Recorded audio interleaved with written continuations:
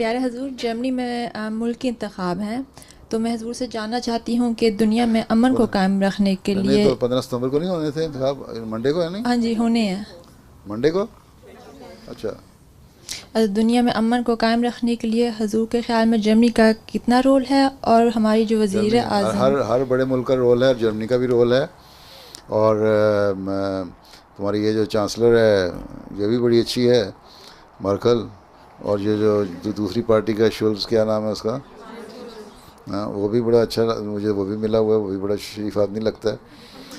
तो अल्लाह करे जो इनमें से अल्लाह की नज़र में बेहतर हो, मुल्क के लिए भी और दुनिया के लिए भी, वो जीत जाए। ठीक। हम तो यही, बाकी तुम्हारी आज़ाद हो, सियासत है, तुम लोग आज़ाद हो, जिसको तुम चाहते हो पसंद करते हो वोट दो। हैं, मैं तुम्हें नहीं कह सकता किसको वोट दो। ये नहीं पूछना था। जज़ाकल्लाह।